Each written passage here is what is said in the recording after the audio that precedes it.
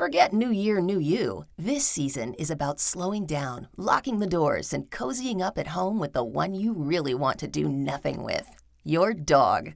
After the holiday chaos, those quiet nights with a blanket, a podcast, and your pup feel like the reset you actually need.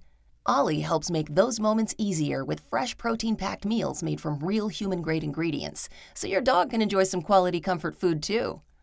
Choose from 5 recipes and get a personalized plan for your dog's needs. Meals arrive perfectly proportioned with a scoop and storage container, so serving is fast and mess-free. And with Ollie's in-app on-demand health screenings, supporting your dog is easy, ensuring more cuddles for many years to come. Visit ollie.com/truecrime and use code TRUECRIME for 60% off your first box.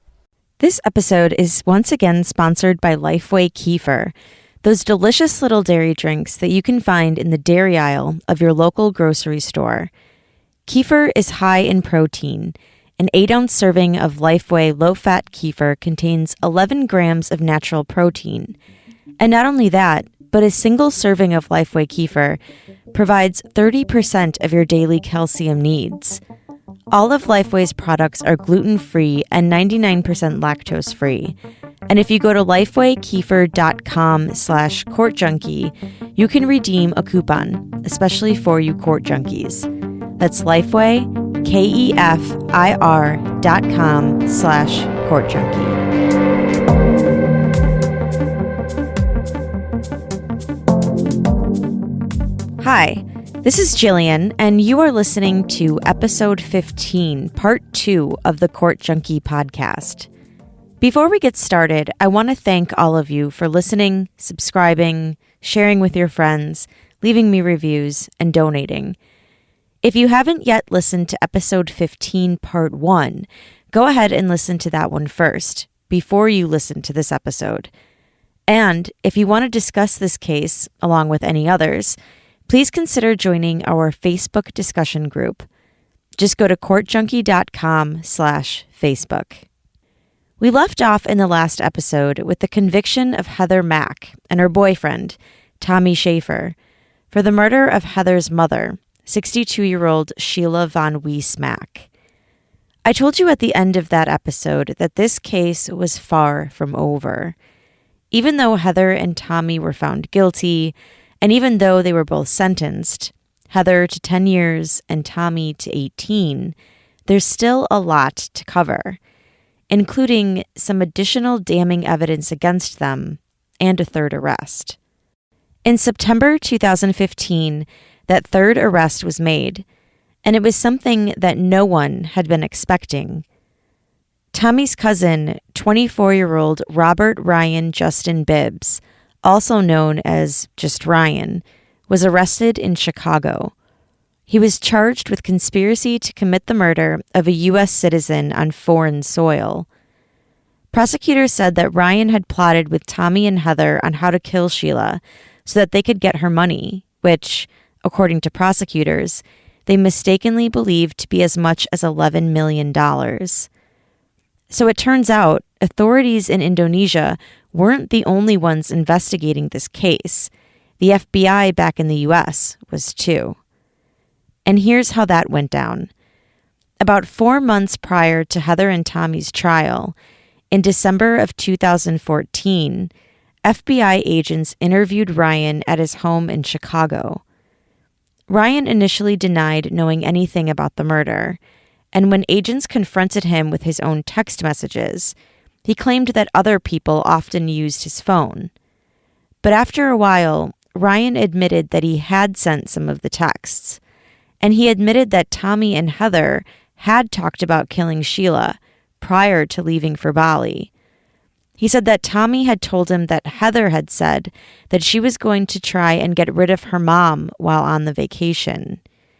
He said Tommy also told him that while Heather had been in Bali alone with Sheila for a few days, prior to Tommy joining them, Heather had already attempted to kill Sheila with medicine or some other sedation, but that it hadn't worked. Ryan told the agents that Heather had even talked about killing her mother with him. He said that about a week or so prior to Heather leaving for Bali, she asked Ryan to find somebody to kill Sheila for her. He said she told him that she would give $50,000 to anybody who would do it. He also admitted to the agents that he gave Heather tips on how to kill Sheila, including trying to get her to overdose or to suffocate her. He told the agents that he didn't know that Sheila had been bludgeoned to death until he saw the media reports. Before that, he said that he thought that they had suffocated her, like he had suggested. So in September 2015, Ryan was taken into custody. At a hearing, federal prosecutors said that in addition to the Bali case, Ryan had sent other incriminating text messages. They told the judge that after a friend had been fired as a nanny, Ryan had texted her saying that it would be easy to rob the family of jewelry and money. But nonetheless, Ryan was released to home confinement. U.S. Magistrate Judge Maria Valdez ruled that Ryan would be confined to his home for 24 hours a day while he awaited trial, and that his mother would act as his guardian. He wouldn't be able to leave his house except for medical necessities, court appearances, or other reasons approved in advance by the court. And he also could have no contact with Tommy, Heather, or anybody else involved in the case. He was facing life in prison if convicted of conspiring to commit the murder. The information in Ryan's arrest affidavit was interesting, to say the least, and it gave a much clearer picture of what happened the morning that Sheila Von Weise-Mack was killed, a way clearer picture than the one that had been painted in that Bali courtroom earlier in the year. After Heather and Tommy had been arrested in August 2014, their cell phones had been confiscated by Indonesian authorities. But what the public didn't know was that the FBI got search warrants to get access to their phones too. Here's what they found. In February 2014, just 6 months prior to the Bali trip, Tommy sent a series of Facebook messages to an unnamed friend of his. He wrote, "So that bitch Heather is crazy, huh? She asked me to do something really insane for $50K. She said the one thing that would make her most happy is if her mom dies. She asked me to find someone to kill her mom for $50K. Then on May 26, 2014, Heather sent a Facebook message to Tommy saying, "Can you not tell people that I asked you to kill my mom? 'Cause I was so fucked up, Tommy, and I really didn't mean it. I've been regretting ever saying that so much, and I paid for it. She's almost died like 5 times, and I've been so petrified and scared." But the talk between the two about Heather's mom didn't end there. They started talking about Heather's financial situation and how they could get more money from her mom. On July 25th, 2014, Tommy sent Heather a message that said, "Fuck your mom. Just take your money. Take that bitch to court and leave her on the street with 30%. But that's none of my business, dough." Heather replied, "LMAO, yes it is. You're my family." Just 2 hours after that conversation took place, Tommy messaged his cousin Ryan and said, "She's really trying to knock her mom off. Remember when I told you the first time? You hear me?" Ryan responded, "LMAO, yeah, I hear you." A little while later, Tommy sent Ryan another message. "I'm too geeked. When I say pack your bags, it's for real this time. I'm telling you, G, you can start celebrating. For if someone robbed me right now, I would ask them if they needed anything else." Based on these communications, the investigator stated in the affidavit that he believed Tommy thought the victim's death would result in a significant financial gain for Tommy, which he would then share with his family, including Ryan. A day later, Ryan sent a message to an unknown individual stating, "Babe, we're gonna be rich.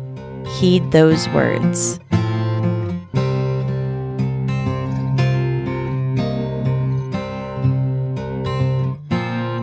Ryan's arrest affidavit also contained damning text messages between Heather and Tommy, leading right up to Sheila's murder, that goes against both of the versions they told to the Indonesian court. As Tommy was on his way to Bali, he texted Heather, "Feels like I'm in a dream when you said that. $11 million. Too good to be true, LOL." Tommy also texted Ryan as he was traveling, saying, "Get a passport so we can take off. True shit, but now I'm a millionaire. I come back for a week or two, then it's off to Italy. LMAO. And we gonna see who brand new now. In about a year or so, I'll have that money. For real, for real. In my name type shit. Not all of it. A couple mil prob." After Tommy arrived at the resort a little after midnight, he and Heather met up and walked around the resort talking. They then separated but resumed text messaging. The investigator wrote in the affidavit that when you hear them refer to saying hi, that they are referencing murdering Sheila. Heather wrote, "We don't have to say hi now. We can wait." Tommy wrote, "Now?" Heather wrote, "We gotta make sure she passes out." Tommy wrote, "Yup, I will." And Heather responded, "Be relentless, even if she's mad." After these messages were exchanged, Heather went down to the lobby, where, as you'll recall from the last episode, she and Sheila had an argument over Tommy being there and over them using Sheila's credit card to pay for his room. After Heather and Sheila go upstairs to their room, the text messages between Heather and Tommy resumed. They discussed waiting until Sheila fell asleep to kill her, which they continued to refer to as saying hi. Heather wrote, "Gee, we have to wait like 20 minutes and then say hi." Tommy wrote, "Gotta wait at least an hour. Wait till it's a heavy snore." Heather replied, "Literally can't wait." Tommy was also exchanging messages with Ryan during this time, where he told him that Heather had tried to poison Sheila earlier, but that it hadn't worked. Ryan then suggested drowning her in the water, since the beach was right there, but Tommy said that there was too much security at the resort. Heather then texted him and wrote, "Not a lot of people, Tommy," which, according to the investigator, meant that there would be no witnesses, and so it was a good time to kill her. Tommy wrote, "Butlers are cleaning out every floor, though." Heather responded, "It's dangerous to not do it." Tommy then texted Ryan, "She wants me to kill her right now, while she's sleeping." Ryan wrote, "Go sit on her face with the pillow then." Tommy then wrote, "What would you do in the name of love and my family? Just trying to do good, but I will be the sacrifice." Ryan wrote, "If it's no cameras, then be careful. Don't be forceful." Tommy wrote, "None. I'ma text you soon. Yeah, I know. This is for you and the fam. One time. Here I go. Pray for me, cuz." Ryan then responded, "Done. It's go time." Meanwhile, Heather was still texting Tommy. She wrote, "It's dangerous as fuck to not do it now." Tommy wrote, "I got nothing to lose." But then he wrote, "I can't go to jail." At approximately 8:20 a.m., Heather sent another message to Tommy. "There's no better time to say hi, is there?" Between 8:20 a.m. and 8:57 a.m., the two continued texting. And since there's short text messages going back and forth, I have some help reading Tommy's texts while I read Heather's. "Go with your gut, baby. Just your gut. Of the room. I'll be outside if you need me. I'll hear it." "How do you know? Just come here." "Say a code name. I promise you, Heather, all you have to do, G, is get her weak. G, no, listen. I'll be standing by the door. Coming now." "Okay." "Relax. You're Bonnie. Do it." "Gee, I think I need you in here too." "Okay, I'll try. Fuck." "Try your best.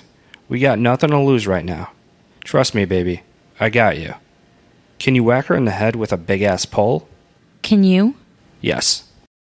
The two went back and forth about what to hit her with. Tommy sent a photo to Heather of a metal fruit stand in his room. The two decide that Tommy will come inside the room. Heather wrote, "Now? Are you sure she'll knock out? Okay, slow, but don't keep the door open for too long. Too much light comes in. Text when you're in. Slow G, quiet. If I talk at all, just come in quick." Tommy wrote, "I'm gonna slow as fuck come in and do it." Heather tells him to hurry. During this time, Tommy can be seen on surveillance video going into the room with something stuffed under his shirt. He and Heather continue to text in the dark room. From their text messages, it appears as though Tommy comes inside the room and then hides in the bathroom. The following is the text exchange leading up to Sheila's murder. Hello, G? Answer, now. Good job. Stay over there. She's facing the other way. Plan? She's so awake. Suffocate her. Fuck.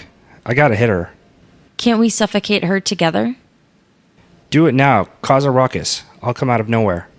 Do what? Okay, G. Just do what you can. I'll need your help. I got you, baby. I got you. Put your hand over her mouth. Trust me, I won't. Just wait, we have time. Is that thing hard enough to kill her? Relax, yes. I'm coming to see it. I'm telling her I'm getting water. Okay, I'll stay here though. I can't leave. She will see me. LOL, I know. Phone is on 1%. Give her a minute to be off guard. Okay, I got you. On top of me? Yeah, she's still turned away. Gee, don't hit her. Are you sure? What if she doesn't knock out? Let me just creep up and whack her. Once I do, she was drunk and slipped and fell. Okay, G. Okay, just knock her out. It'll be so much easier. Is the door closed? Phone dead? Their final message to each other was at 8:57 a.m. Then, at 9:51 a.m., Heather appears on the hotel surveillance video, moving a small suitcase between floors and retrieving a luggage cart from the lobby. At about 10 a.m., Tommy texted Ryan, "Lord, forgive me, sweet Jesus, our Father."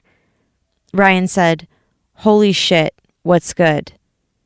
Tommy responded, "Had to. Blood everywhere. Need your help, bro. I'm Gucci, but for some reason, I don't feel bad." Ryan responded, "She wasn't a good person. There wasn't any positive energy released from her body."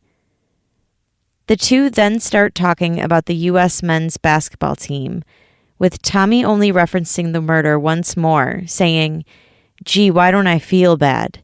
I don't, cuz. At all." The next morning, news of the murder hit the media. At about 6:43 a.m., Ryan sent a series of text messages to an unnamed person saying, "I feel sick to my stomach," and "OMG, he's gone, man. Tommy Schaefer. I just died inside. This can't be happening. In jail for murder." The friend replied, "How did they find out?" Tommy said, "I'm numb. All I can think is it's my fault. I feel dead." He then wrote, "I'm so confused and conflicted." The friend wrote, "Why are you conflicted?" Ryan said, "'Cause it's possible proof that could lead back to me."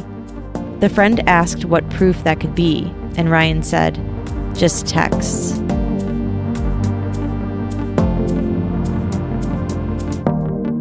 I want to stop here for a minute and tell you a little bit more about my sponsor, Lifeway Kefir. I've been hearing from a bunch of you who have given it a try and are really enjoying it. And I want to say thank you for supporting them, who in turn supports Court Junkie. Lifeway Kefir is a tart and tangy cultured milk smoothie that is high in protein, calcium, and vitamin D. You can think of it as a cousin to yogurt, or even the champagne of dairy.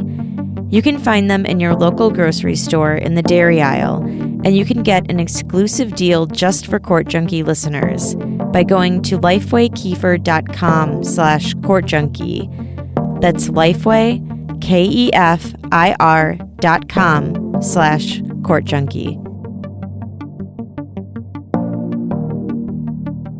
While the media was releasing details of these damning text messages, something else was happening in the case that would get people even more fired up. Because it didn't appear as though Heather and Tommy were exactly having a miserable time in prison.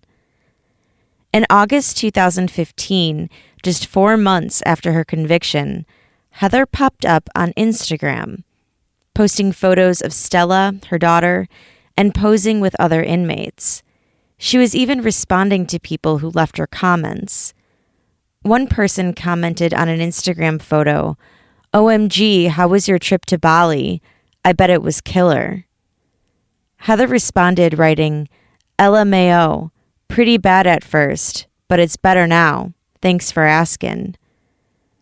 In another post, Heather uploaded a photo of herself and another inmate taking a selfie. She captioned it, "We are celebrities." Heather also responded to media reports about her. She posted one photo of a Daily Mail news article that claimed Heather was looking to sell Stella from prison. She captioned it, "Most untrue and ridiculous article to ever come out. Stella is priceless. Fools. It's so sad it's pathetic, and all these people reading it believe it because it's on the news." Much to everyone's surprise, it appeared as though Heather and Tommy had access to email, a cell phone, and the internet. Then, on Indonesia's Independence Day, Heather was spotted by reporters dancing in the prison courtyard with her fellow inmates, in plain clothes, her hair and makeup done.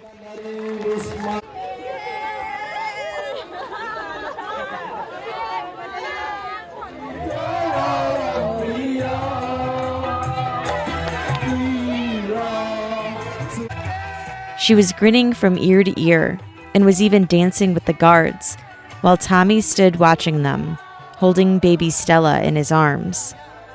She told the Daily Mail that she was having a great time.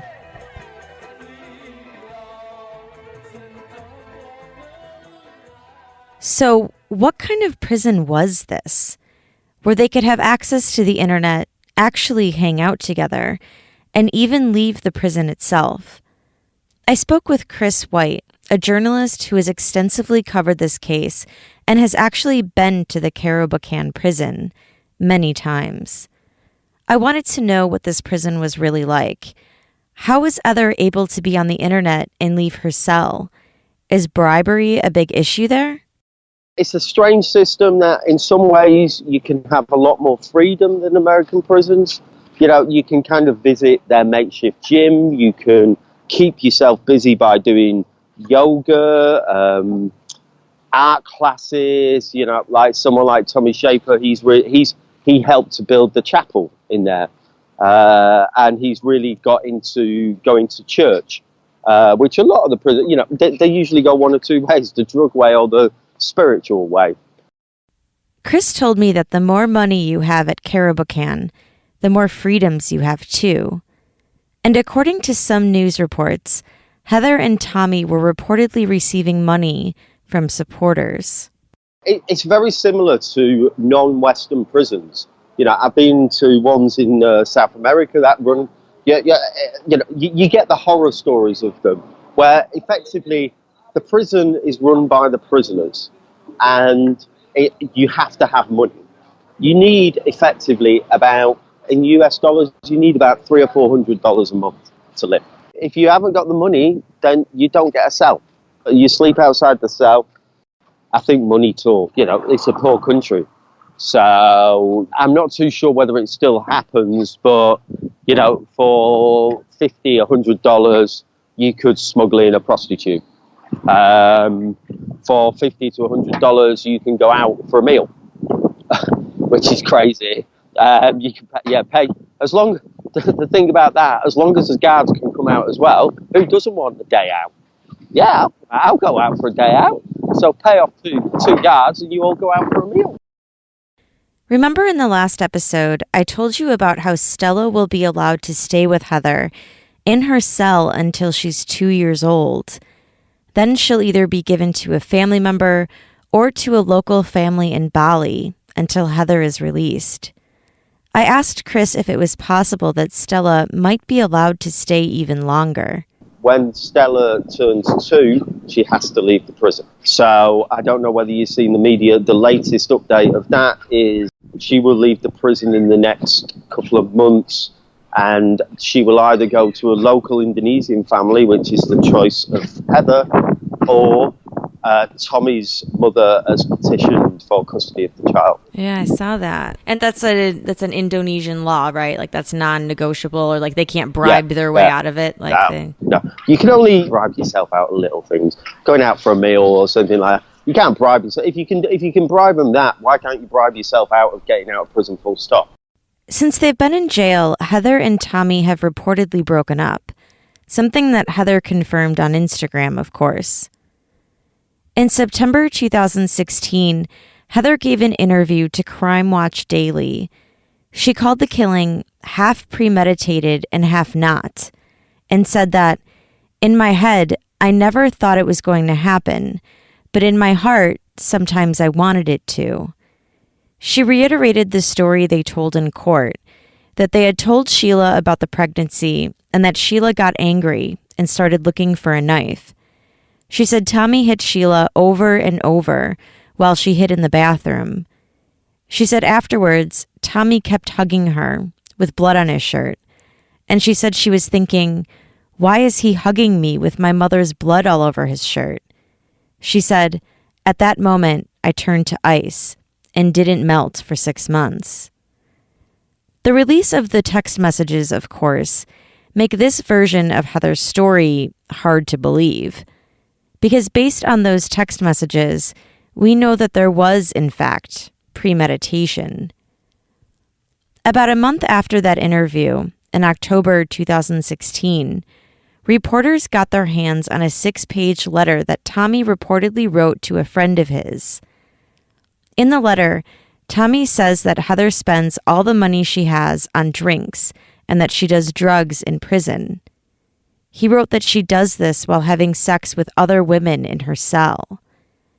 He also said that Heather is trying to profit from the murder as much as she can. He said she's working on a movie about the murder with her mom's friend, and that Heather has said, "This is just the beginning." He also says that Stella shouldn't be living in the prison with Heather and that she's under control of this monster. He said he wants the U.S. government to intervene and to take Stella away because she's been living in squalor with her mother for almost 2 years. Tommy also reportedly finally expressed remorse for the murder, saying, "The murder, the media, and seeing Sheila's family breaks me beyond repair. Speaking these words is the hardest thing I've done aside from living these words. When I think about those words, I am utterly disgusted with myself, just as much as anyone else is. Every morning I wake up feeling like nothing more than scum. If you paid enough attention to the case, then you would notice how much my face has changed. My teeth have begun to rot. I've developed black bags underneath my eyes. I've lost 25 pounds, and the pigment of my epidermis has drastically decreased. You can see the stress on my face."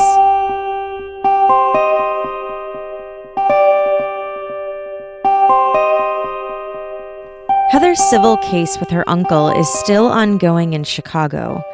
As you'll recall from the last episode, Heather's uncle, Sheila's brother, has control of Sheila's estate. And since Heather has now been convicted of her mother's murder, her uncle is arguing that she should be barred from reaping any financial benefits under Illinois' Slayer statute. The Slayer statute says that a person who unjustifiably causes the death of another person cannot receive property as a result of the death of that person. This case is still ongoing, but Heather has written letters to the judge from prison. In one of the letters, she said that she and Tommy will drop their claims to the money if it goes to Stella when Stella turns 18. She also said she wants her uncle to be removed as trustee and said that she should receive a payout. She said that Slayer's statute should not apply because the money was actually her father's, who had named her the sole beneficiary. She said she wants a lump sum and that she wants her food, health, support, and education to be settled on for when she's free, because she will be the guardian of Stella upon her release from prison. She wrote, "This case should have never went to court. We should have talked it out as a family. But obviously, I am not considered family. I never was." Then, in February, just a few weeks ago, videos of Heather surfaced on YouTube. 3 videos were uploaded to an account with Heather Mack's name on it. They were labeled Confession 1, 2, and 3. And in these videos, Heather gives yet another version of her mother's murder. Okay, so this is a video that I need to make. A lot of the times, since I've been a kid, I've heard the truth sets you free, the truth sets you free. And I never understood, but I'm Heather Mack, and I want to be set free. I don't want to live in a lie anymore. When I was 10, my mother killed my father in a hotel in Athens, Greece. 2 weeks before I came to Bali, I found out that she killed my father. And I made it up in my heart, in my mind, my soul, in my blood, in the oxygen running through my body, that I wanted to kill my mother. First, I asked Tommy Schaefer to help me find somebody to kill my mom for $50,000. And he said no. After that, I got this whole new savage idea in my head that I wanted to kill her in a hotel room because she had killed my father in a hotel room. We were going to Bali, so I began to plot. I began turning off Tommy's phone, taking Tommy's phone when he was asleep, starting in Chicago, taking Tommy's phone and having conversations between Tommy and myself, texting myself, having fake conversations, and then deleting them before he could see them. I did that because part of me knew that with this plan of killing my mom in a hotel, that I might get arrested. I didn't want to get arrested by myself in a different country. So I came to Bali, and I told Tommy that he was going to come here for a vacation. And I told Tommy that he was going to come to Bali for a vacation with me and my mother, and that she knew about it. In all reality, I stole her credit card and bought him a ticket without her knowing about it. I trapped him here. And that is what I regret. I don't regret killing my mother. And as evil as that may sound, that's my reality. If somebody killed Stella, I wouldn't regret killing them either. But I regret bringing Tommy into it. I regret being selfish. I regret trapping an innocent person into this because it was my battle. It was my mother. It was my father.